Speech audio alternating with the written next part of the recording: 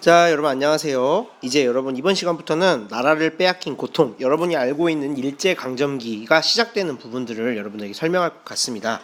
자, 여러분들 1905년에 을사늑약을 배웠죠. 을사늑약은 우리나라의 외교권을 빼앗아 가는 것으로 그때부터 그 이전부터 일본의 간섭은 심했지만 아직 우리가 국가 전체를 일본에게 빼앗기고 지배권을 빼앗겼다라는 정식적인 그런 사건은 아니었어요. 그런데 일본은 차례차례 차근차근 조선을 지배하려고 하는 그 음모의 야욕을 드러내기 시작했죠. 그러던 차에 드디어 1910년, 드디어란 말 표현이 사실 정확하지 않네요. 1910년에 이제 아예 조선의 국권을 피탈해 갑니다. 국권을 피탈해 간 건요, 이제 말 그대로 조선은 일본의 속국이다, 뭐 이 정도로 해서 자기네들이 지배하겠다라고 선언한 것과 다름없습니다. 자, 그래서 보면은 먼저 예전에 통감부라고 있었죠. 자, 우리나라 왕이 살던 경복궁 앞에 조선 총독부라는 걸 설치합니다. 이 조선 총독부는 말 그대로 일제의 식민통치 최고기구예요. 자, 그리고 여기 식민통치 최고기구에 조선인들보다 일본인들을 다 사람으로 중요한 자리로 임명하였고요. 그 을사오적같이 일부 친일파들 있죠. 친일파들을 뭐 보좌하거나 앞잡이들로 이렇게 세워서 이제 본격적으로 조선을 지배하기 시작합니다. 자, 이러다 보니까 뭐 단발령 때에도 많은 조선인들의 반발이 있었고요. 그리고 을사늑약 이후로도 조선인들의 반발이 많았죠. 이런 것들을 아무래도 국권 피탈을 했으니까 더욱더 심한 반발이 예상되기 때문에 이 심한 반발을 잠재우기 위해서 어떻게 했냐? 첫 번째로는요, 먼저 학교에 있는 교사들에게 칼을 차게 했어요. 자, 생각을 해보세요. 여러분 지금 초등학교를 나왔는데 선생님이 칼을 차고 있어요. 물론 그 칼로 학생들을 직접 해하거나 하진 않았지만 공포감을 조성하고, 우리가 함부로 말하거나 함부로 행동하면 안 되겠다, 이런 불안감을 조성했다라는 거죠. 무엇보다도 대표적인 사례가 바로 이건데요. 당시 독립운동이 이제 슬슬 극해지기 시작이고 많아지기 시작했어요. 그래서 이 독립운동을 잠재우고 탄압하기 위해서 어떻게 했냐면 헌병경찰제를 도입했어요. 헌병경찰제가 뭐냐면요, 여러분들은 거의 헌병을 본 적이 없을 거예요. 선생님은 헌병을 본 적이 있어요. 왜냐하면 선생님은 군대를 갔다 왔기 때문이죠.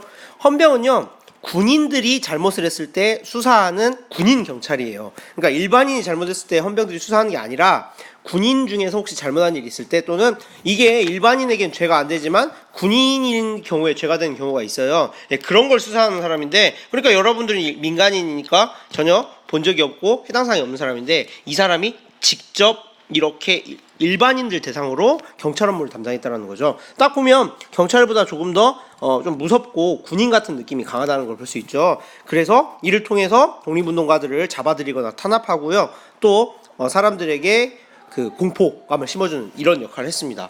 여러분 유명한 게 있는데, 여기 서대문 형무소, 서울에 서대문구에 서대문 형무소라는 곳이 있어요. 이렇게 생긴 곳인데 여러분이 나중에 영화를 통해서 실사를 보게 될 거예요. 물론 거기 실사는 세트장이지만요. 그래서 이 서대문 형무소가 당시 독립운동하던 조선인들을 탄압하고 고문하던 교도소, 형무소로 유명하던 곳입니다. 그래서 이렇게 해서 독립운동가들을 체포하고 감시하기 시작했어요. 굉장히 슬픈 일이죠. 이때 뭐가 있었냐면은 조선 태형령이라는 게 있었는데, 이게 뭐냐면은요, 일본 경찰이 재판 없이 그냥 한국인이 잘못했다고 생각하면 경찰이 그냥 자체적으로 때리는 그 판결을 내릴 수 있는 거예요. 지금 여러분들이 아무리 잘못해도 여러분들이 재판을 받지 않으면 여러분들은 죄를 치르지 않습니다. 물론 여러분들은 어리니까 아니지만 지금 일반인은 재판을 받고 난 뒤에야 그 처벌을 받는데요. 이때는 그냥 경찰이 자기 권한으로 조선인을 맘대로 태형을 가할 수 있었어요. 굉장히 조선 사람들이, 우리 조선인들이 일본 경찰을 무서워하는 그런 시기가 됩니다. 자, 이제 일본이 완벽하게 조선의 국권을 수탈했기 때문에 일본은 본격적으로 자신들의 욕심을 드러내기 시작합니다. 가장 먼저 한 게 뭐겠어요? 가장 먼저 한 건 바로 세금이었겠죠. 세금이 가장 나라의 큰 돈이잖아요. 그래서 전국적으로 1910년에 일제 국권 피탈한 다음에 가장 먼저 한 일이 뭐냐? 토지를 조사했어요. 조선의 토지 누가 주인으로 돼 있고 하고, 이거 어떻게 했겠습니까? 다 일본인들이 다시 비싼 세금을 부과하기 시작한 거죠.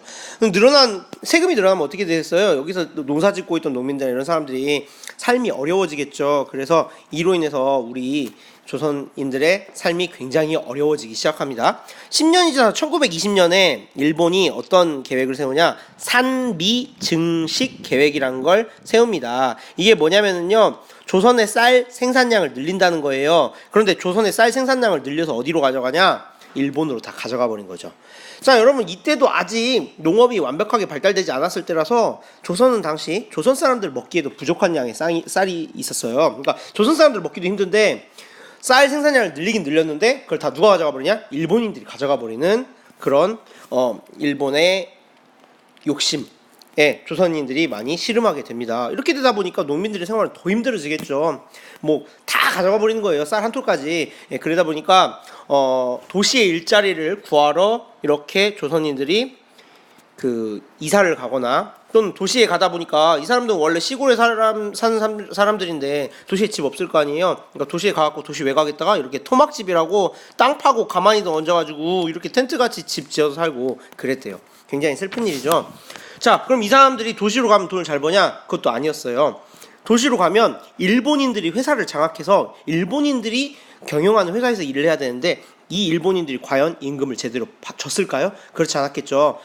임금도 굉장히 조금 주고요. 하루에 12시간 넘게 일을 해야 했대요. 그리고 가지고 굉장히 어렵게 살고 그래서 또 여기서 이 사람들은 더 이상 한반도 땅에서 못 살겠다 해가지고 많은 조선인들이 우리 지난 시간에 공부했던 만주와 연해주로 일제의 간섭으로부터 피해 도망가기 시작합니다. 그래서 그쪽으로 이주해서 살게 되고요. 바로 이 사람들이 여러분들이 오늘 알고 있는 조선족, 그 사람들의 뿌리라고 할 수 있겠습니다. 자, 굉장히 슬픈 역사가 계속해서 설명되고 있는데요. 계속해서 여러분들에게 얘기하지만 이런 역사들을 여러분이 기억하고 있어야 다시 우리 민족의 이런 비극이 되풀이되는 걸 막을 수 있다고 생각해요. 자, 그래서 역사 교육 엄숙하고 여러분들 집중해서 열심히 공부할 수 있도록 합니다. 자, 다음 시간에 봐요.